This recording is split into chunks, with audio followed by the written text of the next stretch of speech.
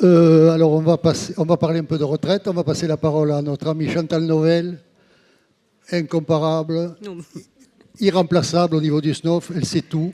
Les cotations, la retraite, tous les textes. Vous avez un problème, vous envoyez un mail. Allez. Bonjour à tous. Tu as droit à un quart d'heure, pas plus. Ça marche? Oui. Bon, je suis désolée, j'avais demandé un escabeau, puis ils l'ont oublié. Donc, mais je vous vois quand même. Alors, la retraite, merci Jean-Paul, merci Thierry de m'avoir invité. Jean-Paul m'avait proposé la retraite de A à Z en un quart d'heure. Bon, j'ai trouvé qu'on allait peut-être résumer au point fort. Donc, la retraite, on vous en parle depuis toujours, il faut préparer votre retraite. Ah, mais qu'est-ce qui nous plombe avec ça? Donc, préparer, ça veut dire archiver en lieu sûr tous vos bulletins de salaire. Donc, ne vous y prenez pas au dernier moment. Les jeunes, archivez vos bulletins de salaire, vous les numérisez, vous les mettez dans un coffre-fort numérique et vous les classez par année, ça vous fera gagner du temps. Il faut épargner, on vous le dira tout à l'heure, même peu, même 10 €, essayez d'épargner dès le début de votre activité pour la lointaine retraite. Dites ça à vos enfants quand vous en aurez, ça peut toujours servir. Il faut anticiper le montant de votre pension. Et donc, il faut regarder les simulations. Les simulations, vous n'allez pas les avoir quand vous avez 30 ans, mais vous les aurez à partir de 55 ans. Pour tous les régimes, vous aurez des papiers, vous allez recevoir dans une grosse enveloppe. Vous pouvez regarder les simulations de la CARMF, c'est partiel, ça ne vous parle que de la CARMF. Et sur chaque appel de cotisation, sur la partie gauche, vous avez le nombre de points que vous avez acquis déjà et vous pouvez calculer ce que vous avez potentiellement acquis déjà comme retraite. Je vous conseille le simulateur Marel, c'est un simulateur tout régime qui est vraiment très très proche de la réalité. Ça fait pas longtemps que la CARMF s'est greffée dessus et que donc nous, les médecins libéraux, on peut l'interroger. Mais franchement, il est assez proche de la réalité. Et aussi le site L'Assurance Retraite. Il faut déjà que vous compreniez les cotisations de la CARMF. Donc la CARMF, elle va vous valider des trimestres de travail, donc des trimestres de retraite. Elle va générer des points qui vont être proportionnels, plus ou moins proportionnels à vos cotisations. Et donc, ce qu'il faut noter, c'est que les cotisations, elles ont un taux dégressif et elles sont plafonnées. Donc, si vous regardez, par exemple, je ne sais pas si vous le voyez bien, mais si vous avez 20 000 € de revenus, vous allez avoir un certain nombre de points. Vous allez avoir 240 points, à peu près, en secteur 1. Et si vous avez 200 000 € de revenus, vous n'allez pas avoir 2 fois ou 10 fois 240 points, mais vous allez avoir seulement 500 points. Donc, ça veut dire que c'est plafonné. Pour les hauts revenus, vous n'allez pas payer beaucoup de cotisations et donc ne vous attendez pas à une grosse retraite. Ne vous attendez pas à une retraite aussi haute que votre haut revenu. La CARMF, c'est un organisme, entre guillemets, qui a été fait pour que tous les médecins puissent avoir une retraite et donc que les médecins, même à bas revenus, en particulier les généralistes, aient une retraite décente et puissent vivre. Je vous rappelle que nous, par rapport aux généralistes, on est quand même dans les hauts revenus des médecins. Donc, comprendre la pension CARMF, en moyenne, on liquide, c'est-à-dire on demande sa pension à 65 ans et demi. Donc, qu'il y ait une augmentation de l'âge légal de 62 à 64 ans, les médecins, on va moyennement être impactés. Moi, j'ai pris ma retraite à 65 ans, voilà. Le montant moyen de la retraite en 2021 pour un ophtalmo, c'était 3 400 € la retraite CARMF. Donc, vous voyez, vous comparez à vos revenus d'aujourd'hui et vous vous dites que c'est quand même pas tout à fait la même chose. Donc il faut prévoir des revenus complémentaires et s'en préoccuper dès le début de la carrière. Donc là, vous avez le montant pour un ophtalmo, c'est 3 400, pour un médecin, c'est 2 700, un médecin, tous les médecins dans leur ensemble en moyenne. Et donc, il faut penser aussi à la réversion. Alors, je sais que maintenant, les conjoints, ils travaillent pratiquement tous. C'est bien rare d'avoir une épouse qui reste au foyer et qui n'a jamais eu de carrière, mais il faut quand même penser à cette pension de réversion qui est à peu près la moitié de la pension du médecin. La composition de la retraite. Donc, bien sûr, vous avez la retraite du médecin libéral, de la CARMF, c'est-à-dire que la CARMF s'occupe du régime de base, du régime complémentaire et de l'ASV. Tout ça, ça vous sera versé en une seule ligne sur votre compte bancaire. Après, il y a la retraite non libérale. Donc, c'est quand vous avez travaillé, les petits jobs d'été que vous avez faits quand vous aviez 20 ans, les semestres d'externat, d'internat, les gardes de nuit, voilà, les aides opératoires en clinique, tout ça, ça compte, ça vous donne des trimestres et ça vous donne également de l'argent sous un régime un peu différent de la CARMF, ce n'est pas des points. L'IRCONTEC, donc, c'est un organisme complémentaire pour vos stages hospitaliers, pour l'internat, pour la fonction publique, et puis la GIRCARCO, qui est un organisme complémentaire pour le salariat privé. Et puis, vous avez d'autres revenus, c'est ceux que vous allez penser dès maintenant à mettre en place, c'est les revenus individuels facultatifs, donc soit des placements financiers, soit des achats d'immobilier, ou du préfonds, ou de la retraite Madelin, etc. Donc, liquider sa retraite, qu'est-ce que ça veut dire? On a l'impression qu'on passe derrière les fusils, hein, si on est liquidé. Non, c'est pas tout à fait ça. C'est juste demander à percevoir sa pension. Et donc, ça se fait sous condition. Parce que pour pouvoir percevoir sa pension, il faut avoir validé un certain nombre de trimestres, il faut avoir un certain âge, et il faut donc, en fonction de ce qu'on a cotisé, avoir un certain nombre de points qui conviennent au niveau de revenu que vous souhaitez. Et donc, il y a deux situations possibles quand vous avez liquidé votre retraite. Soit vous touchez votre pension et vous arrêtez tout, hors bénévolat bien sûr, mais vous arrêtez, vous fermez votre cabinet, vous ne faites pas de remplacement, vous ne touchez plus une lampe à fonte. Soit vous touchez votre pension et vous continuez à exercer. Et donc là, vous allez vous trouver en situation de cumul emploi-retraite, activité-retraite. Et donc, soit vous pouvez continuer à exercer dans votre propre cabinet sans interruption, soit vous pouvez faire des remplacements, soit vous pouvez vous arrêter pendant 2 ans et faire des remplacements ensuite, soit vous pouvez éventuellement être salarié. Comment on fait pour liquider sa retraite? Donc c'est assez simple. Maintenant, il y a une demande unique qui se fait en ligne pour tous les régimes. Et il faut faire cette demande environ 6 mois avant la date prévue, parce que c'est assez long pour eux, pour faire tous les calculs, toutes les démarches. Chaque régime ensuite va peut-être vous contacter, ou vous contacterez les régimes via une messagerie qui en général n'est pas de bonne qualité, c'est-à-dire que vous n'avez pas de suivi de vos questions, c'est un peu compliqué quand même ça. L'IRCONTEC, donc, qui était le régime complémentaire, là, vous avez encore un contact humain au téléphone avec quelqu'un qui vous répond et qui vous conseille. Donc, c'est très intéressant parce que vous pouvez racheter en particulier certaines périodes d'externat qui vous permet d'augmenter vos points retraite. La CARM, vous pouvez prendre des rendez-vous. Quant à l'Agirc-Arco, franchement, j'ai trouvé que c'était les derniers des nuls. Je leur ai dit... Moi, j'ai demandé 3 fois qu'ils mettent en paiement ma retraite. 3 fois, mais vous inquiétez pas, madame. Ah ben oui, c'est pas normal que vous n'ayez pas été payé. Bon, j'ai fini par faire une lettre recommandée. Et un beau jour, il y a une dame qui m'a téléphoné en disant « Oh, s'excuse beaucoup, docteur. Oui, oh, bah, vous n'avez pas été payé. Mais figurez-vous, vous avez une homonyme. Exactement, même nom, même prénom, même nom de jeune fille, nom de femme mariée, même date de naissance, même lieu de naissance. T'y crois, toi? Eh ben, on lui a versé à votre homonyme. » Ah, je dis, bah, dites donc, c'est bien vous, mais vous n'avez pas de rétrocontrôle, vous versez à des gens comme ça, sans savoir à qui vous versez. Je dis, mais si moi je ne m'étais pas manifesté, qu'est-ce qui se serait passé? Vous auriez continué à verser à cette personne, soi-disant? Ah ben oui, je sais bien, mais bon, vous comprenez, voilà. Donc là, franchement, eux, ils sont descendus dans mon estime, mais alors, 5e dessous. Hein. Ensuite, pour liquider, est-ce qu'il faut se faire aider par des experts? Parce que vous savez, il y a des sociétés qui vous proposent ça, de s'occuper de tout, vous occupez de rien, docteur.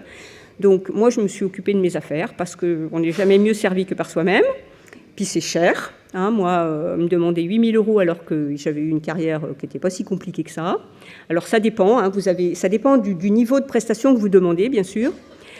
Et puis aussi, j'allais dire non, parce que surtout pour ceux qui sont encore jeunes, qui ne vont pas demander demain leur retraite, les données des caisses, elles sont quand même de plus en plus fiables. Il y a peu d'oubli. Hein. Moi, j'avoue qu'il y a des choses, des cliniques dans lesquelles j'avais travaillé. Bon, j'étais contente d'avoir les feuilles de paye parce qu'il y avait de traces nulle part. Hein. À la Sécu, à l'assurance vieillesse, ils avaient de traces nulle part. Donc, j'ai fourni mes bulletins de salaire et ça a été. Mais maintenant, je pense que tout ça, c'est tracé. C'est à chaque fois que vous touchez de l'argent, une feuille de paye ou que la CARM vous paye, il y a des traces et donc ils vous retrouvent facilement, ils retrouvent vos trimestres et ils retrouvent vos points, ils retrouvent vos salaires. Alors, se faire aider, oui, parce que c'est chronophage, parce que parfois c'est compliqué, surtout si on n'a pas gardé ses bulletins de salaire et aussi quand on a eu une carrière un peu chaotique, à l'étranger avec des coupures, salarié, puis libéral, puis salarié, puis ou salarié libéral en même temps. Donc là, ça peut être intéressant. Donc, liquider sa retraite, qu'est-ce qui compte? En fait, ce qui compte, c'est les trimestres. Donc, dans les trimestres, tous les trimestres comptent, c'est-à-dire les trimestres en libéral et aussi les trimestres salariés, les trimestres d'internat, par exemple. Tout ça, ça compte. Et donc, parfois, vous avez à la fois un travail salarié et un travail libéral et vous vous dites « Ah bah ouais, mais j'ai validé 4 trimestres en libéral et 4 trimestres en salarié, c'est bien, ça va faire 8. » Non, on valide seulement 4 trimestres par an. Hein, on peut pas rajouter. Et puis, il y a aussi les trimestres dits assimilés. Donc, pour nous, c'est des trimestres qui ne sont pas cotisés en fait, mais c'est un peu rare. Le chômage, bon, ça c'est assez rare. La grossesse, par contre, ça c'est bien, parce que les femmes, on avait droit à 8 trimestres par enfant. Donc, si vous voulez, ça permet de compenser nos arrêts de travail ou ça permet de compenser le fait qu'on ait commencé plus tard une activité libérale, etc. Maintenant, ces trimestres non cotisés, ils sont à partager, depuis 2010, ils sont à partager avec le père de l'enfant, du moins pour certains. Donc, c'est à voir, à vous entendre entre conjoints. Donc, et puis, évidemment, après les trimestres, il y a l'âge. Parce que rentier, c'est pas retraité. Un rentier, ça peut être à tout âge, si on a suffisamment de finances. Mais retraité, non, il faut atteindre un âge qui s'appelle donc l'âge légal. L'âge légal, qui est passé donc de 62 à 64 ans récemment, c'est un âge minimal. Avant, vous ne pouvez pas partir à la retraite. À partir de cet âge-là, vous avez le droit de liquider votre retraite. Donc, vous allez la liquider. Soit vous avez suffisamment de trimestres et vous serez à taux plein, soit vous n'en avez pas encore suffisamment et vous aurez ce qu'on appelle une décote. Ensuite, donc, cet âge qui s'appelle l'âge du taux plein, c'est quand on a suffisamment de trimestres. Ça dépend de sa date de naissance. Et puis, il y a un âge qui s'appelle l'âge du taux plein automatique, et ça, c'est 67 ans. Donc, quel que soit le cas, à 67 ans, vous serez au taux plein. Bon, ça ne veut pas dire que vous allez gagner des milliers, parce que si vous avez travaillé que 4 ans, à 67 ans, vous aurez quand même une pension qui sera proportionnelle à vos 4 ans de cotisation. Mais vous aurez le taux plein, vous aurez 100% de ce que vont générer ces points acquis pendant les 4 ans. Et puis ce qui compte, c'est l'argent, parce que c'est bien joli, à 62 ans on peut prendre sa retraite, peut-être qu'on est au taux plein parce qu'on a travaillé beaucoup quand on a fait ses études, donc on a suffisamment de trimestres, on est au taux plein, mais malheureusement, si on n'a pas gagné beaucoup tout le long de sa vie, le montant de la pension ne sera pas l'idéal. Donc pour les salariés, le calcul se fait au prorata des 25 meilleures années, et pour la CARF, donc pour nous, c'est en fonction du nombre de points acquis. Donc ça, c'est le système que Macron préconisait, c'est que tout le monde ait des points, un système de points, ce qui paraît quand même beaucoup plus clair. Parce que si vous voulez, le régime de base pour les salariés, nous, on a tous été salariés à un moment, seulement on n'a jamais eu 25 années. Faut pas se leurrer. Donc en fait, ça va se résumer aux années pendant lesquelles on a eu un revenu salarié. Ils vont les prendre toutes, ils vont faire un méli-mélo, ils vont pas prendre celle où vous avez gagné le moins, celle où vous avez gagné le plus. Si vous êtes salarié, surtout, ne vous dites pas « Ah, je vais prendre ma retraite l'année prochaine. Oh là là, je vais travailler un max en salarié, je vais faire plein de gardes pour toucher un maximum la dernière année. Comme ça, ça va monter ma retraite de salarié. » Ça, c'est une erreur. La dernière année de travail en salariat n'est pas prise en compte pour le calcul de la retraite. J'ai un ami, il a fait ça, il était persuadé que c'était pris en compte, il était gynéco-obstétricien, il a fait des gardes toute l'année, et à la fin, il s'est rendu compte que ça n'avait servi à rien. Pourquoi ? Parce que la dernière année, ils ne la prennent pas en compte, parce qu'en fait, ils ne sont pas équipés, outillés pour pouvoir calculer en fonction de la dernière année. Si vous voulez. Donc, ils ont que 6 mois, donc pour faire tous leurs calculs, ils ne peuvent pas. Donc, ils s'arrêtent à 1 an avant et ils font tranquillement leurs calculs sur ce que vous avez eu comme salaire l'avant-dernière année. Alors, comment vous allez faire pour vous décider ? Eh bien, il faut être honnête avec soi-même. Il faut évaluer votre situation psychologique et financière. Est-ce que psychologiquement, vous êtes prêt à vous mettre à la retraite, à être à la retraite, ou est-ce que non ? Vous ne vous voyez pas en tant que retraité. Et financièrement, est-ce que vous avez suffisamment pour vivre une vie de retraité ? Parce que c'est quand même pas la même vie qu'une vie de travail, d'emploi. Donc le taux plein. Alors, est-ce un Graal ou est-ce un alibi ? Est-ce un Graal ? C'est-à-dire que moi, j'entends beaucoup d'hypocrisie. Des gens qui me disent « Ah non, non, non, j'ai 70 ans, mais ah non, non, non, je peux pas, j'ai pas mes trimestres, je suis pas au taux plein. » Attends, dis-moi la vérité, dis-moi que tu as besoin de sous pour te payer ton bateau, ton avion, etc. Mais ne me dis pas que tu attends le taux plein à 70 ans, parce que moi, je sais que tu l'as le taux plein. Donc c'est pour ça que je dis qu'il faut au moins être honnête avec soi-même et peut-être l'être avec les autres. Donc, on n'est pas obligé d'atteindre le taux plein. Parce que si il vous suffit d'avoir 4 000 € pour être heureux, eh bien peut-être que vous l'aurez sans être au taux plein. Donc vous vous dites, voilà, là c'est le moment, j'ai 4 000 €, j'ai plein de projets, je ne suis pas au taux plein, je demande ma pension. Donc il faut faire le point sur les avantages et les inconvénients de l'activité professionnelle, estimer donc ses besoins financiers pour vivre agréablement, et puis donc serrer ses priorités. Donc pourquoi tout arrêter ? Parce que justement, on a d'autres priorités. Hein. On veut voyager, on a d'autres activités, on a une deuxième passion, on a une famille. Parce qu'on n'a plus 20 ans et que la vie est courte, on prend un petit peu du plomb dans la tête et on se dit oui, il faut peut-être que j'en profite. Parce qu'il y a un temps pour chaque chose. Parce que l'exercice ne donne plus les mêmes satisfactions, voire est épuisant. Parce que parfois, on en a ras-le-bol. Parce qu'on peut continuer l'ophtalmo autrement. On peut faire du bénévolat, on peut faire de l'humanitaire, on peut aller au SNOF aussi. Et parce qu'on est adepte de la sobriété heureuse. Pourquoi continuer une activité ? Parce qu'on n'a pas de successeur, donc ça, on entend souvent ça. Quelquefois, on va continuer longtemps avant d'en avoir un. Donc il faut s'interroger. Parce qu'on a besoin d'un haut niveau de revenu. Ça, c'est chacun voit midi à sa pendule. Hein. Parce que l'ophtalmologie est notre seule passion. Parce qu'on a peur du vide, on a peur de s'ennuyer. Parce qu'on a peur de perdre sa position sociale, de ne plus rien diriger ou contrôler, parce qu'on ne veut pas avoir son conjoint sur le dos toute la journée, parce qu'on refuse de vieillir, ou parce qu'on est indispensable, ou on se croit indispensable, parce qu'on ne veut pas laisser la place aux jeunes, peut-être aussi. Comment ? Oui, il y en a. Non, mais voilà, il y en a pour tout le monde. Il n'y a pas de bonne réponse ou de mauvaise réponse, mais il faut être honnête avec soi-même. Hein, il ne faut pas dire « Ah, je continue parce que sans moi, les patients, mais qu'est-ce qu'ils vont devenir ?» et tout ça. Bon, parce que vous faites un infarctus demain, les patients, ils trouveront une autre solution parce qu'ils n'auront pas le choix. Je ne dis pas que c'est facile, mais il faut bien serrer vos priorités. Alors, là, une toute petite diapo sur les pièges du cumul activité-retraite. Donc, il faut faire attention parce que si vous êtes en cumul, vous allez avoir des revenus qui vont augmenter. Vous allez avoir vos revenus de retraite plus vos revenus d'activité. Et là, il faut faire attention aux impôts. Donc, soit il faut baisser un peu votre activité, soit il faut provisionner pour payer le fisc. Pendant le cumul, vous n'avez pas ou peu de couverture prévoyance. Faites attention à ça. Si vous avez encore des employés, la prévoyance, c'est-à-dire si vous tombez malade, la CARF ne la fait pas si vous êtes en cumul. Et donc, la plupart des sociétés de prévoyance arrêtent ou diminuent leurs indemnités, que ce soit des indemnités journalières ou des indemnités pour les frais du cabinet. Et donc, là, vous pouvez vous trouver un peu acculé à licencier tout le monde brutalement parce que vous avez une maladie qui va durer longtemps.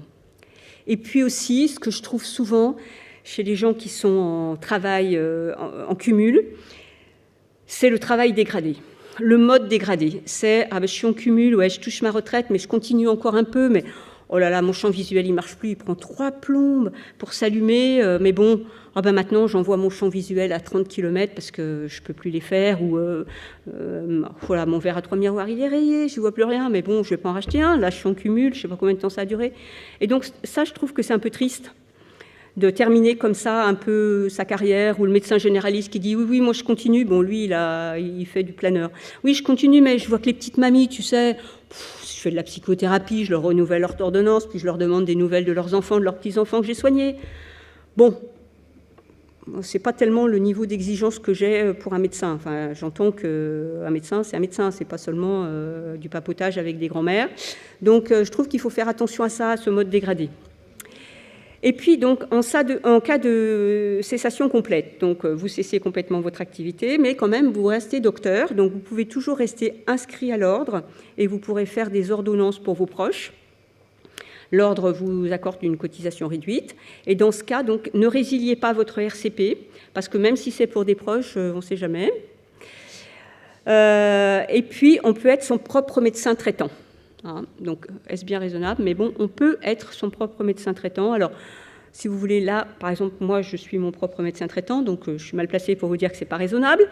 Mais la caisse m'écrit tous les 8 jours, Madame Novelle, votre médecin traitant est parti à la retraite. Oui, je sais.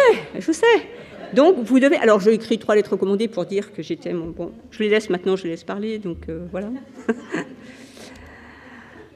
Donc, attention, c'est nouveau, ça vient de sortir. Donc, vous savez que là, maintenant, depuis septembre, on peut faire du cumul, on peut reprendre une activité en cotisant. Donc, on va cotiser à la retraite, mais on va obtenir des points. Hein. Donc, jusqu'à 2023, on cotisait, quand on était en cumul, on cotisait à perte. C'est-à-dire qu'on touchait sa pension, on continuait à travailler, et sur les revenus du travail, on cotisait, mais à perte. Pour 2023, il y a eu une exonération si le bénéfice non commercial était de moins de 80 000 €, si vous étiez en cumul intégral, c'est-à-dire en taux plein. Vous pouvez, là actuellement, si vous avez un bénéfice de moins de 80 000 €, vous aurez un remboursement de la CARMF. Et à partir du 1er octobre, si vous êtes en cumul, en touchant votre pension au taux plein, eh bien, les cotisations du régime de base seulement vous rapporteront des points. Pour l'instant, pour les autres régimes, le régime complémentaire et l'ASV, il n'y a pas eu de réunion de la CARMF sur ce sujet, et pour l'instant, donc, c'est seulement pour le régime de base.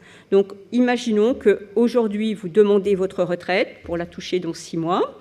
Donc, pour dans 6 mois, on va vous donner votre pension de retraite totale sur tout ce que vous avez cotisé pendant votre carrière. Vous allez continuer en cumul, et sur les revenus du cumul, le régime de base vous donnera des points, et dans un deuxième temps, on vous donnera une deuxième pension, une pension complémentaire.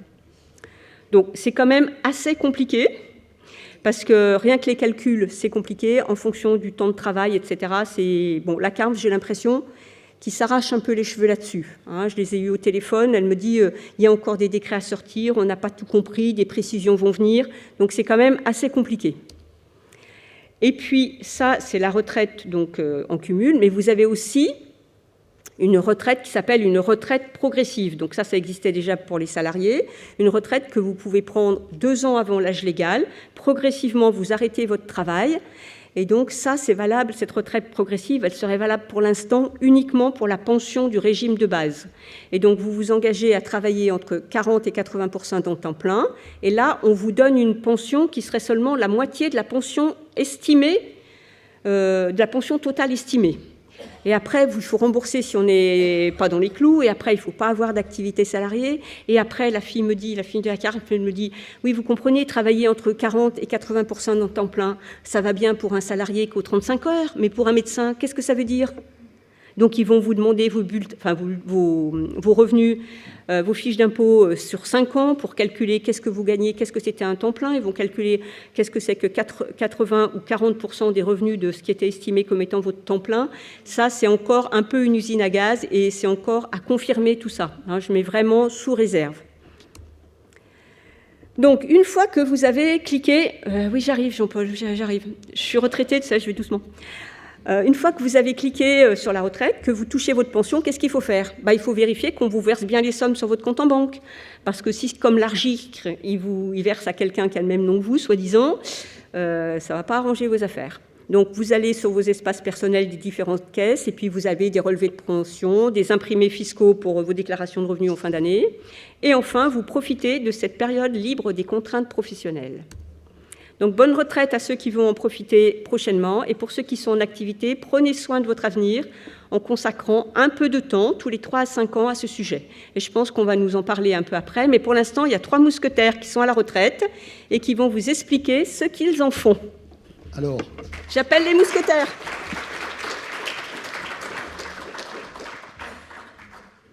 Merci Chantal pour la clarté habituelle, mais on ne s'en lasse pas, de ton exposé, qui était concis, clair et précis. Alors maintenant, j'ai décidé de faire intervenir 3 grands témoins pour une tranche de vie, M.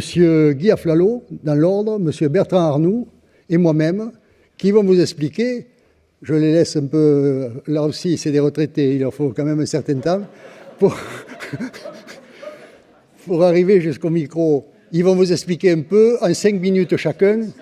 Non, venez là, nous on va aller là. C'est pas une table ronde, on vous rassure, parce que ça déborde souvent les tables rondes. Donc, on va vous expliquer un peu ce qu'on fait de notre temps. Ça peut vous donner des idées. Bien. Oui, donc Jean-Paul Tavin m'a demandé de témoigner. Je ne sais pas si c'est vraiment intéressant. Donc, c'est un témoignage, hein, c'est pas un exemple. Je vous dis un peu ce que j'ai fait de ma retraite. Et d'où est-ce que je parle ? Je parle déjà en tant que membre du SNOF pendant plus de 50 ans, dont 25 ans en qualité de secrétaire général. Je parle également au nom de mon âge, qui va approcher bientôt celui du président Biden, et encore actif. Je parle aussi au nom d'un riche passé médico-chirurgical. Et donc moi j'ai pris ma retraite en réalité à 63 ans, c'est-à-dire il y a 13 ou 14 ans.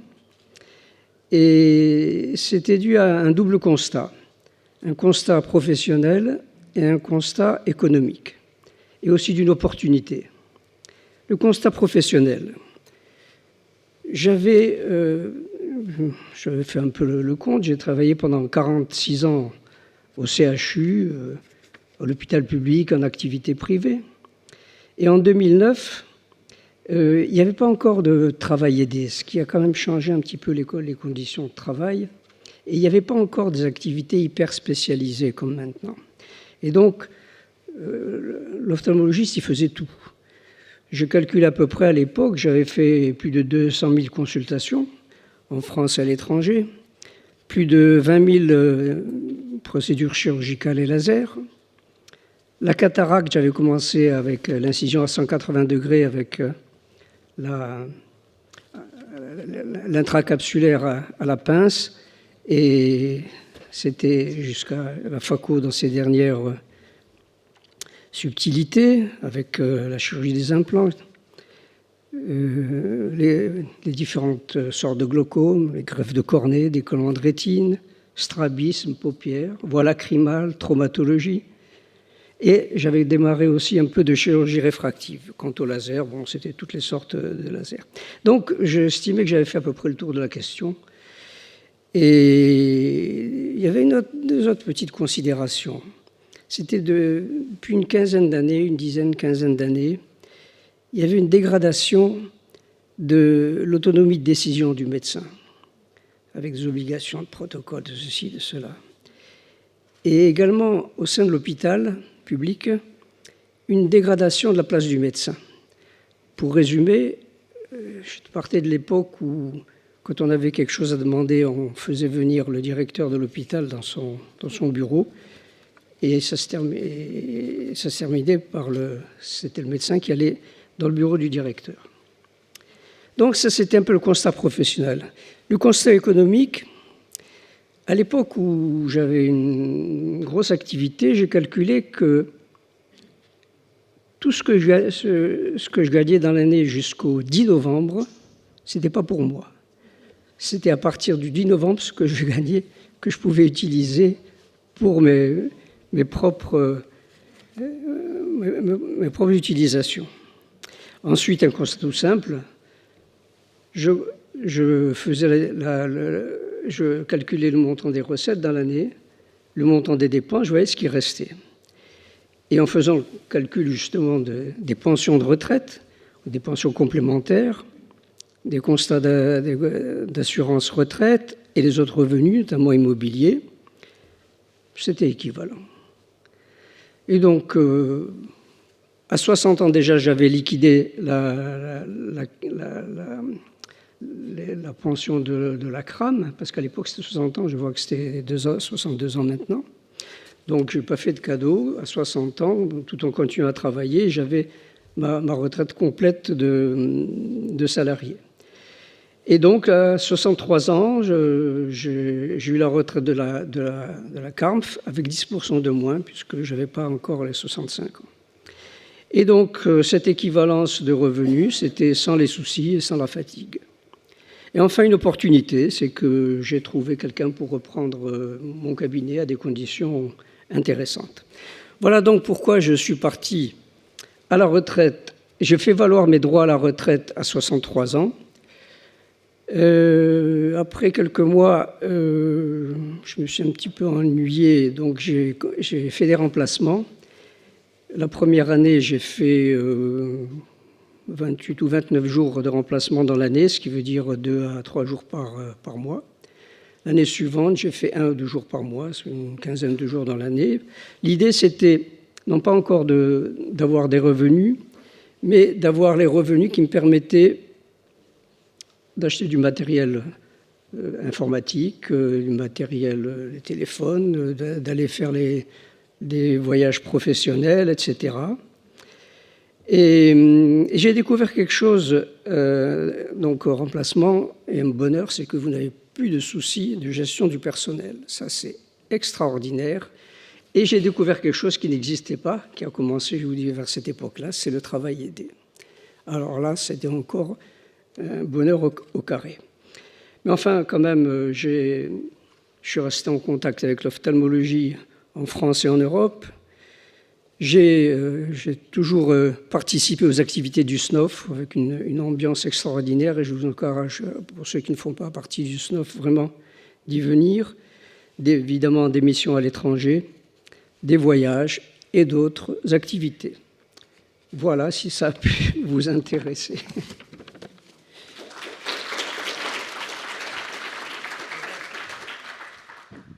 Alors maintenant, c'est le docteur Bertrand Arnoux, puisqu'on a décidé de faire passer dans un ordre d'âge décroissant. Ah bon? Moi, je sais pas, je suis de 46. Au cas où vous ne seriez pas aperçu. Bonjour à tous. Alors voilà, moi, j'ai effectivement opéré de manière un peu différente de Guy. Et j'ai eu une activité libérale en cabinet à Charleville-Mézières de 1978 à 2014. Donc, j'ai pris ma retraite à l'âge de 67 ans. J'ai eu également une activité salariée au centre médical SNCF pendant 25 ans. Alors, je ne sais plus, ce matin, j'entendais que quelqu'un ne faisait pas 25 ans de salariat, c'est ça, tu disais? 25 meilleures années. Voilà, c'est 25 meilleures années. Mais j'ai fait 25 ans de réelle activité salariée à la SNCF, en centre médical. Donc, lorsque j'ai pris ma retraite en juin 2014, j'ai opté pour le statut de retraité actif parce que je n'avais pas envie trop de m'arrêter. Je n'étais pas trop disposé à faire des remplacements et j'ai continué sur des activités dont je vais vous parler maintenant. Donc, on m'a maintenu les cotisations CARMF, URSSAF, RCP, sous-médical, etc. Donc, actuellement, au jour d'aujourd'hui, j'ai 3 activités principales. J'ai une activité encore libérale, qui consiste dans la lecture de rétinopathie, de rétinophotographie en différé, dans le cadre du télédépistage de la rétinopathie diabétique, les fameux décrets de 2014. Je fais partie d'une entité qui s'appelle Carré Diab, qui s'appelle Champagne-Ardenne Réseau Diabète, et qui comprend 4 départements, les Ardennes, dont j'étais dépendant, la Marne, la Haute-Marne et l'Aube. Et dès 2010, on a créé cette activité de dépistage de la rétinopathie diabétique. J'ai continué après ma retraite, j'ai aussi adhéré à une société qui s'appelait e-Ophtalmo, qui est, à différence de la société, la fameuse société e-Ophtalmo qui nous a posé problème au SNOF, mais l'activité e-Ophtalmo, c'est basée sur Lyon. Elle commençait à faire aussi des dépistages de rétinopathie diabétique. J'ai arrêté récemment parce qu'ils ont différé un petit peu leur processus et ils font de moins en moins de dépistage de la rétinopathie diabétique. À ce niveau-là, dans cette activité libérale, j'ai une rémunération qui se fait par l'assurance maladie, puisque c'est un acte qui est coté à BGQP 140, qui est un acte à 12 €. Voilà, en moyenne, je fais en gros 600 lectures par an sur l'année 2022, et j'en ai 440 à ce jour en 2023, à 12 €. Ma deuxième activité libérale, c'est de faire des vacations dans le bus du glaucome de l'UNADEV, donc on a parlé, dans différentes villes de France. Entre 2016 et 2023, j'ai eu 18 campagnes de 1 à 3 journées. Là, à ce niveau-là, la rémunération se fait à la vacation, plus les frais qui sont engagés. Et la troisième étape de l'activité libérale, c'est les vacations dans le bus de la vue de Chris, sur quelques étapes du Tour de France cycliste, sur les années 2017 à 2023. Il n'y en a pas eu en 2020, à cause du Covid. Donc là aussi, c'est une rémunération à la vacation, frais engagés. J'ai eu une seule expérience de remplacement de quelques semaines en début de l'année 2015 dans un cabinet d'un ami bloqué par les soucis médicaux. Donc, mais manifestement, ce n'était pas mon truc. Donc, mes 3 activités principales libérales sont le dépistage de la rétinopathie diabétique et puis les vacations que je peux faire au coup par coup dans le bus du glaucome et dans le bus de la vue Christ, mais uniquement pendant le Tour de France, c'est-à-dire en juillet. Voilà la partie libérale. La partie salariée, je participe à une consultation qui s'appelle PASSO, Permanence d'accès aux soins de santé ophtalmologiques, en partenariat avec la Fondation ophtalmologique Rothschild et Essilor Vision for Life, dans les centres de dépistage de la Fondation Rothschild, d'abord rue Mathurin-Moreau, puis Laumière, et enfin Jaurès actuellement.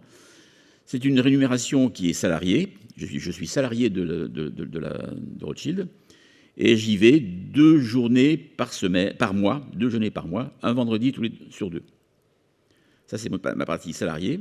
Et j'ai une partie bénévolat où je fais des vacations aux journées de la vue. J'ai fait des vacations aux journées de la vue des Essilor de 2016 à 2020, puis j'ai arrêté.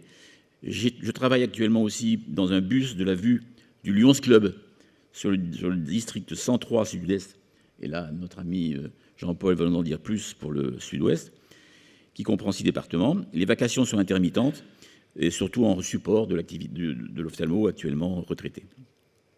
Il est fait, lui, de manière un peu plus régulière. Et enfin, j'ai fait des séjours humanitaires au Bénin avec l'association Voir la Vie, dont je suis vice-président. Voilà, en conclusion, donc, depuis mon arrêt d'activité, je n'ai pas eu de hobby, golf, tennis, bridge. Donc poursuite dans une activité que je maîtrise encore un peu, principalement basée sur le dépistage, sans empiéter sur l'activité de mes confrères actifs, à un rythme qui me convient, avec une rémunération qui est un complément appréciable de la retraite versée par la CAMF et l'OBOL versé par les autres organismes de retraite, Argicarco, tu le disais bien. Voilà, joindre l'utile à l'agréable. C'était un peu mon but. Merci.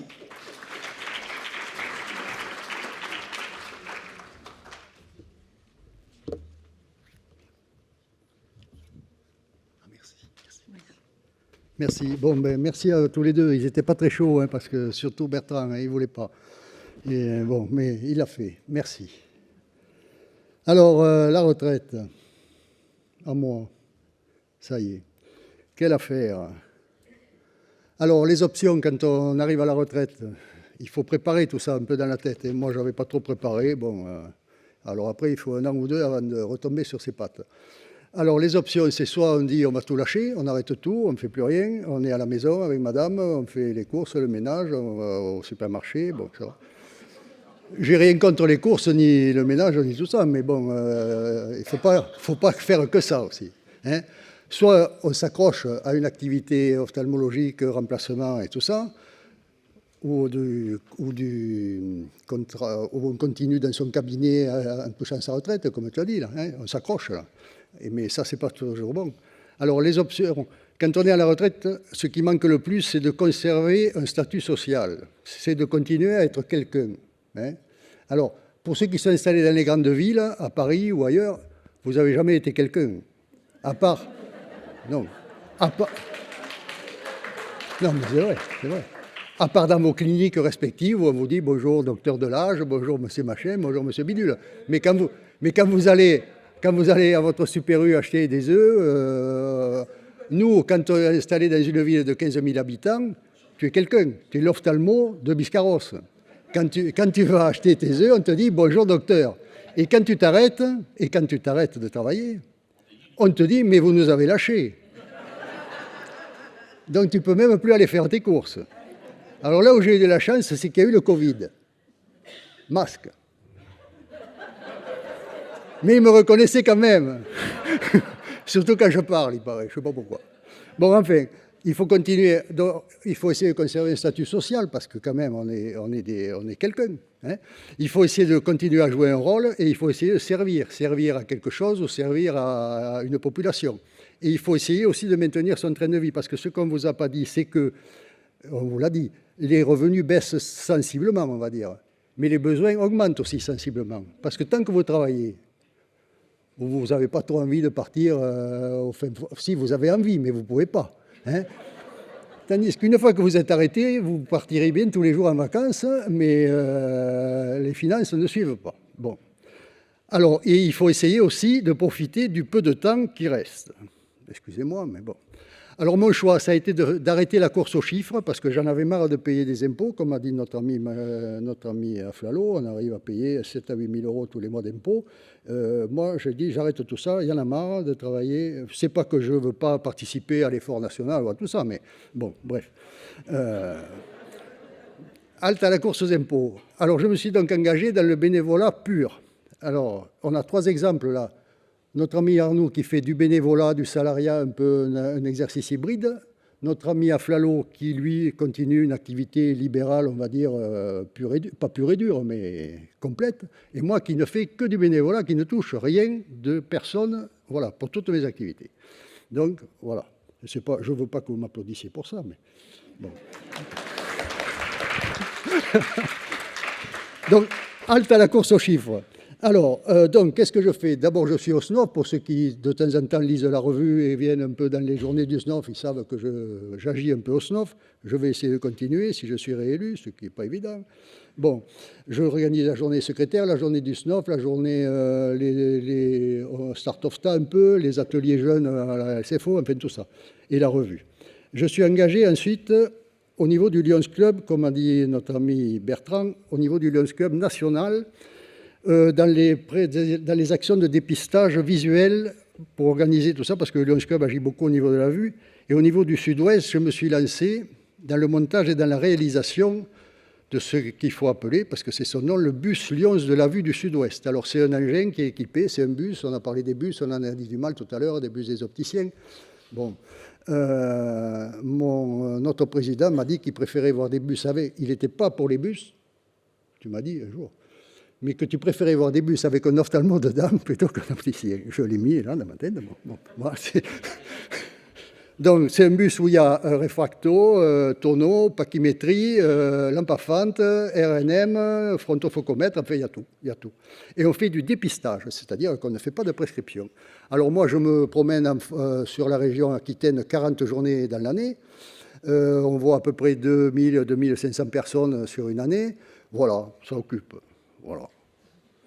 On appuie là. Alors le bénéfice financier néant, servir les autres, se faire plaisir et tenter d'apporter aux gens, c'est ça qui m'a le plus frappé.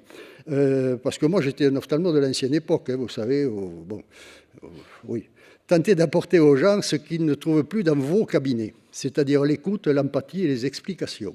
On se rend compte qu'il y a un déficit phénoménal, ils n'arrivent pas à parler avec l'ophtalmo, ils parlent avec l'orthoptiste peut-être, avec la secrétaire plutôt, mais avec l'ophtalmo, c'est fini, il n'y a plus aucun, enfin, sauf certains qui continuent à cultiver ce truc, mais en règle générale. Alors ça permet après de faire des rencontres diverses et variées grâce à ce bus de la vue, on va dans les villes, on se balade, on est reçu par le maire, on boit des coups, c'est rigolo. Et il y a enfin, ça me plaît bien.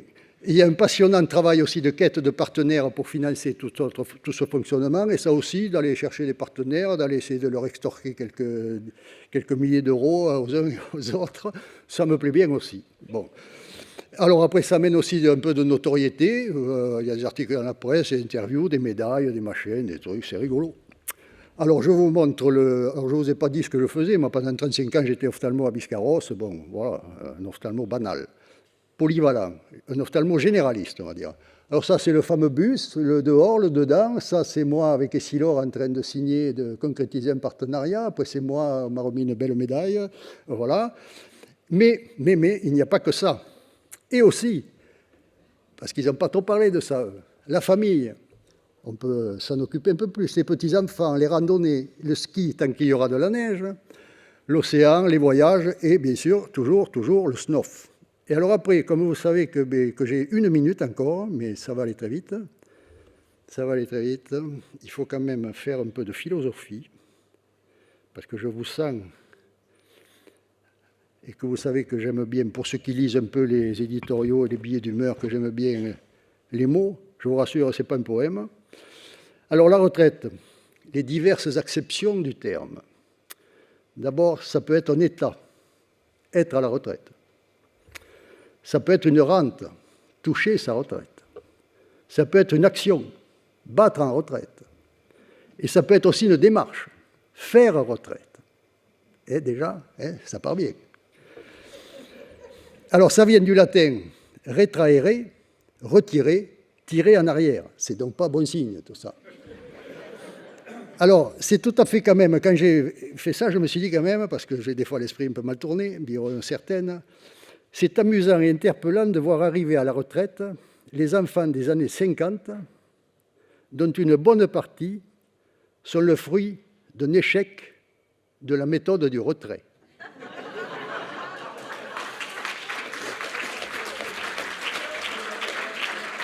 Voilà, c'est tout.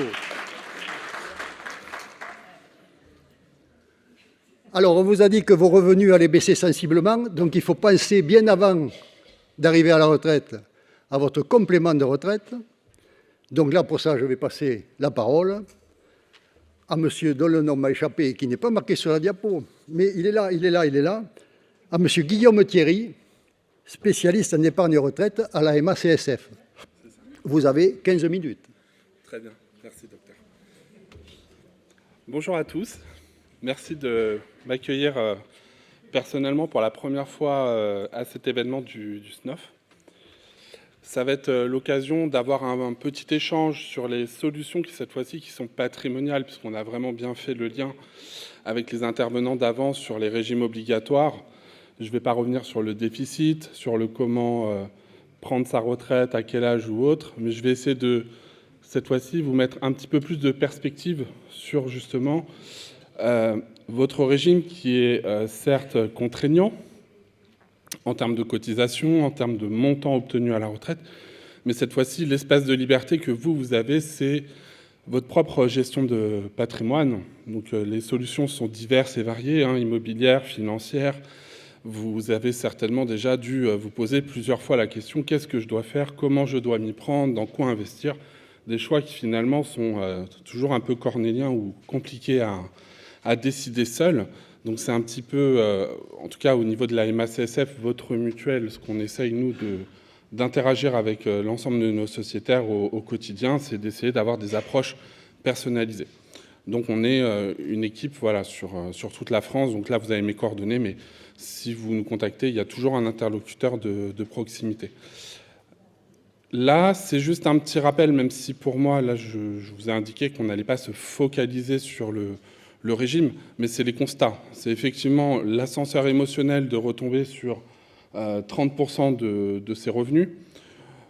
Donc, quelques données qu'on pourrait citer comme ça. Le revenu moyen sur les professions libérales en ophtalmologie sont, voilà, c'est des moyennes autour d'un BNC de 146 000 €. Donc, vous allez voir qu'après, en mensuel, on va passer de un peu plus de 12 000 € et on va être en dessous, comme on vous disait, plutôt à 3 500 de revenus de remplacement. Donc c'est vrai que l'idée, ça va être comment votre patrimoine va pouvoir être mis au service de vos choix de vie et de votre retraite, comment vous allez vouloir la vivre.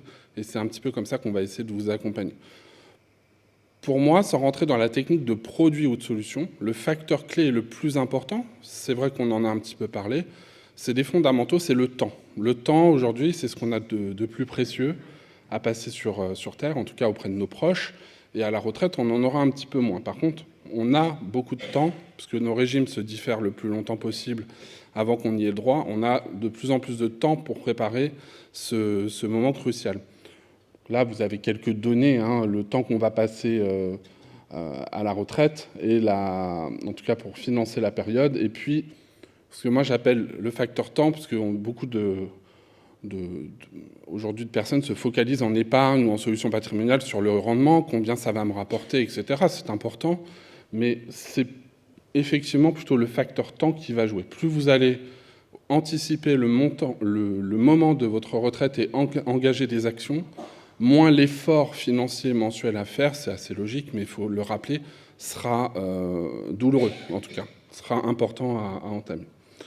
Alors, le législateur, l'État fait beaucoup de choses, c'est pas toujours bien, des fois c'est bien, mais depuis 2019, vous avez dû suivre un petit peu l'évolution, notamment de la loi Pacte, qui était un ensemble de mesures, mais avec un tiroir épargne-retraite, qui était assez intéressant à ce moment-là, parce que vous avez tous eu, je pense, à un moment donné, des dispositifs d'épargne retraite multiples et variés, soit en salarié, soit en libéral. Il y a une complexité qui aujourd'hui est venue se simplifier puisqu'on a un produit d'épargne universel qui s'appelle le plan d'épargne retraite. Est-ce que c'est un sujet, je pense, dans les 2-3 dernières années qui est revenu quand même dans les informations. C'est un terme qui a dû au moins arriver une fois à votre oreille. Qu'est-ce que le PER? C'est la possibilité d'avoir un réceptacle universel pour déjà l'ensemble des anciens dispositifs qui étaient plus ou moins complexes selon les uns ou les autres et qui avaient des contraintes. Moi, le point principal que je vais soulever, c'est la liberté, puisqu'aujourd'hui, avec le plan d'épargne retraite, c'est fini le temps unique de la rente viagère. Vous allez avoir la possibilité de redevenir maître de votre capital et de récupérer au moment de la retraite du capital toujours, ou étalé sur plusieurs années, de la rente viagère si on veut uniquement de la rente viagère, ou un mixte des deux solutions. Là, je vous parle un petit peu plus du vie ma vie, mais qui est un petit peu celui de nos sociétaires. On a fait, juste avant moi, des interventions un petit peu sur comment on veut vivre sa retraite. Et il est certain qu'au moment de la retraite, une rente viagère seule, ça ne va pas toujours être satisfaisant. Que du capital qui va s'épuiser au bout d'un moment, ce n'est pas non plus la réponse à tous les besoins. Mais je remarque quand même que la manière dont nos sociétaires et donc beaucoup de personnes veulent vivre, c'est un capital immédiat qui va pouvoir répondre des fois à certains projets de court terme, mais aussi une rente qui va venir stabiliser et compléter un petit peu les choses.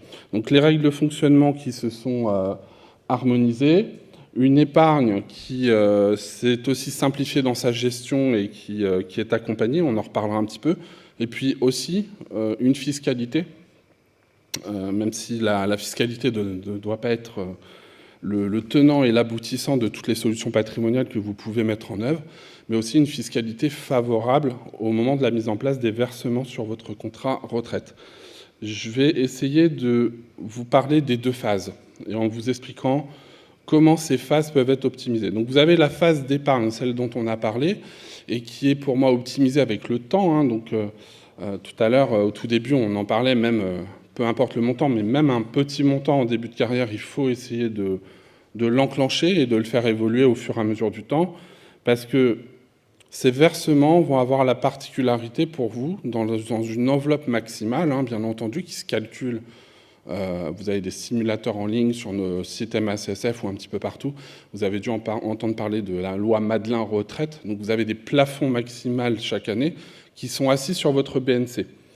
Donc, pas rentrer dans les maximums d'une enveloppe, mais je donne un exemple. Sur 146 000 de BNC moyen, comme je vous l'ai cité tout à l'heure, l'enveloppe maximale de versement va quand même se monter à plus de 30 000 €.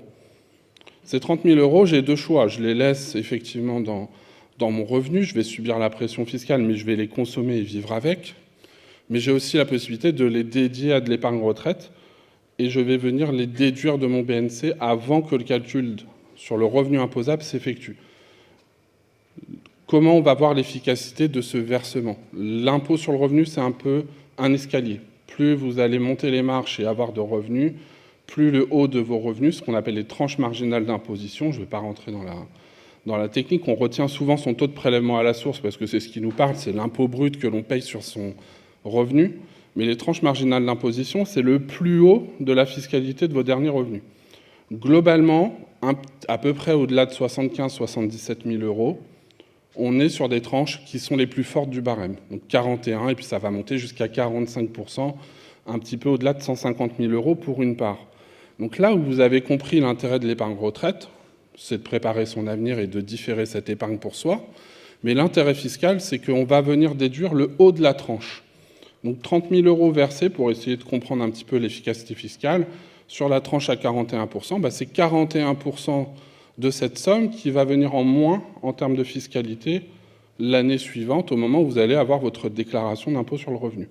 Donc c'est à peu près 12 000 €. Ces 12 000 €, pareil, on peut aussi les remployer dans des stratégies ensemble pour continuer à faire capitaliser votre épargne retraite. Ça allège aussi votre effort, puisque de 30 000 € bruts, vous avez bien compris qu'il y a quand même une participation entre guillemets fiscale au début de 12 000 €. Là où la gestion financière de l'épargne est importante, c'est qu'aujourd'hui, plus on a le temps pour mettre en place des choses, plus on va pouvoir aller chercher différentes solutions patrimoniales. Ça peut passer, vous le savez, par des supports sécurisés, des supports un petit peu plus dynamiques qu'on retrouve dans les contrats. Dans un PER, vous avez deux gestions. Vous avez des gestions libres et puis le législateur a prévu, parce que le but, ce n'est pas d'y passer non plus toutes ces journées, des gestions déléguées, donc qui sont déjà organisées et qui sont à horizon. La spécificité de l'épargne retraite, c'est que cette gestion à horizon va être dynamique selon des profils que vous allez déterminer avec un conseiller, vont être dynamiques en début de carrière et vont se sécuriser les 15 dernières années avant votre prise de retraite, année par année. Donc c'est une gestion qui à la fois économiquement est judicieuse, mais qui est aussi pilotée et organisée en termes de gestion de risque. Et puis quand on a des contrats retraite aujourd'hui, c'est l'espace de liberté patrimoniale. Vous savez bien, quand vous avez un contrat d'assurance vie, en général, on est plutôt pieds et poings liés avec l'assureur. C'est difficile, on ne peut pas le transférer, on doit le racheter, etc. La retraite, si vous n'êtes pas satisfait de votre intermédiaire, que ce soit en termes de conseils ou en termes de frais, c'est un réel sujet qu'il faut quand même soulever. On n'est pas là pour parler d'un assureur A contre un assureur B, mais on est là pour parler de votre capital retraite. Les frais qui sont prélevés sur du long terme, c'est plusieurs milliers d'euros qui peuvent être en moins sur le capital que vous allez avoir pour vous à disposition à la retraite. Donc il faut vraiment être vigilant là-dessus. Je ne parlerai pas de la MACSF, vous viendrez nous voir, on pourra en parler, ce n'est pas le sujet aujourd'hui. Mais dans un contrat d'épargne retraite, vérifiez un point clé, c'est les frais. Alors les frais, c'est à la fois ce qu'on va vous prendre sur le versement à l'entrée, ça c'est assez connu, mais c'est surtout les frais de gestion. Les frais de gestion, c'est quoi? C'est les frais qui sont pris par l'assureur ou par l'intermédiaire de votre contrat sur l'encours. Et l'encours, c'est la somme qui est placée à l'instant T au 31 décembre sur votre contrat. Donc plus les frais de gestion sont élevés, et moins chaque année vous avez de rendement avant le rendement qui vous sera servi. Donc vous avez compris que la phase de constitution de l'épargne retraite, c'est celle qui est la plus importante, puisqu'il y a un volet purement économique et financier, c'est combien je vais pouvoir y consacrer, chaque mois, chaque année, comment je vais optimiser ça au niveau fiscal, est-ce que c'est intéressant pour moi ou pas. Donc se faire accompagner, c'est important. Ça va être d'opter pour une gestion financière qui nous correspond à soi-même et qui correspond aussi au temps que l'on va avoir devant soi. Je ne rentre pas dans les supports de finances durables, mais aujourd'hui, on a une épargne qui doit de plus en plus se verdir, et c'est un sujet, donc il ne faut pas hésiter non plus à l'aborder, et c'est des points qui se soulèvent. Et puis, c'est comment j'organise l'ensemble de mes dispositifs. J'ai pu être salarié, j'ai pu être libéral. Au tout début, on vous a montré le site de l'assurance retraite. Vous avez un onglet contrat, si vous pensez avoir été salarié, que l'employeur a pu vous mettre un contrat ou que vous avez vous-même fait des vieux contrats à un moment donné que vous avez oublié. Cette déperdition dans le temps de contrats qu'on a pu laisser en sommeil, on va les retrouver et on va pouvoir les mutualiser sur une seule enveloppe. Le côté plus agréable, c'est effectivement la phase de liquidation. C'est comment je vais profiter de ce capital à la retraite. J'en ai un petit peu parlé tout à l'heure. Mais 4 modes de sortie principaux vont être offerts. Ça va être un capital unique. Donc on va se dire, si je prends tout le capital en une seule fois, facture fiscale, effectivement, il faut s'en préoccuper. La sortie, quoi qu'il advienne, est remise sur votre tranche d'imposition, mais vous avez bien compris, phase d'épargne, tranche d'imposition très forte, phase de retraite, tranche d'imposition logiquement bien plus faible. C'est là que le gain fiscal s'opère. Vous allez pouvoir donc faire une sortie en capital unique, une rente viagère. Rente viagère, si vous avez un conjoint, elle peut être réversible. Est-ce que est-ce que tout le monde comprend le principe de la rente viagère ou c'est quelque chose d'opaque? C'est bon? Donc rente viagère, un mixte des deux ou un capital qui va pouvoir s'étaler sur plusieurs années jusqu'à 15 ans, par exemple. Où là, vous allez pouvoir maîtriser vos besoins et ce dont vous aurez le plus besoin au moment de votre retraite en termes de complément de revenus. Donc là, on a fait un focus fort sur le PER. Vous avez bien compris, c'est une des solutions et une des solutions les plus simples à mettre en œuvre. Ça va vous faire une épargne dédiée, mais ça s'imbrique dans une gestion patrimoniale à côté de tout ce que vous pouvez faire par ailleurs. Et je vous invite toujours, c'est à multiplier vos sources de revenus futurs, d'essayer de les soigner. Donc ça va passer par le PER, de l'assurance vie, de l'immobilier, des solutions qui sont assez classiques sur le plan patrimonial, mais qui deviendront moins classiques quand on pourra avoir un entretien personnalisé et qu'on fera du sur-mesure. C'est un petit peu là où je voulais en venir pour pouvoir répondre à toutes les questions que vous avez sur le volet essentiellement du PER aujourd'hui. Merci à vous.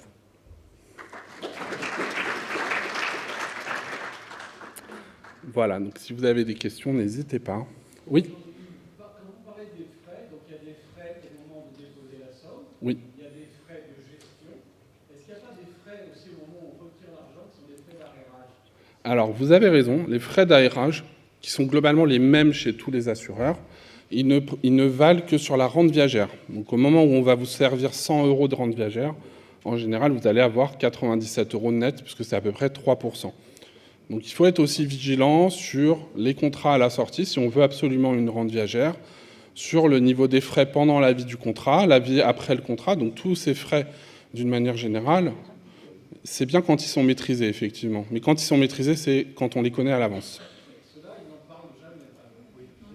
Oui. Tout à fait. C'est pour ça que, heureusement qu'aujourd'hui, les épargnants ne sont pas seuls et que les pouvoirs publics, il y a des autorités de contrôle, notamment sur les assureurs, les banques, les mutuelles, ACPR, et que les frais, cette année, c'est un sujet qui est venu au cœur de l'actualité et qu'on en parle un petit peu plus. Et comme tout contrat, effectivement, vous avez des frais de fonctionnement. Et moi, je vous invite, si, comme monsieur, ça n'a pas été évoqué, à regarder un peu vos frais. Les frais seuls ne sont pas que le sujet, c'est aussi la qualité du contrat, des supports, des fonctionnements. Heureusement ou malheureusement, heureusement parce qu'on a du choix et malheureusement parce que ça peut complexifier les choses, donc je vous invite toujours à essayer de faire le travail vous-même si vous avez le temps, mais essayez d'être accompagné sinon. Vous avez la possibilité d'avoir un choix très important de PER sur le marché. L'idée, c'est d'aller chercher celui qui va vous correspondre et je ne parlerai pas de la MACSF en particulier, mais d'essayer de chercher des offres simples finalement et pas trop alambiquées. C'est ça qui va aider, puisque qui dit offre qui paraît séduisante sur le papier avec un maximum d'options dit aussi des frais de gestion potentiellement beaucoup plus élevés. Je ne sais pas si ça a bien répondu à votre question. Quelle garantie ont les épargnants vis-à-vis de l'institution qui gère leur fonds en cas de disparition de la SNCF? Bien sûr. Alors ça, c'est important. Le PER, il s'intègre dans le fonds de garantie des assurances de personnes, qui est un fonds qui indemnise toutes les assurances vie ou tous les plans d'épargne retraite. Donc chaque assureur, aujourd'hui, cotise à ce fonds. On va en parler, c'est important, il existe. La garantie, elle est de 70 000 € par assuré et par compagnie. Elle est distincte de la garantie que vous connaissez sur les dépôts de 100 000 € qui correspondent au placement bancaire. Donc c'est distinct et c'est à la fois cumulative. Mais j'insiste aussi sur le côté distinct.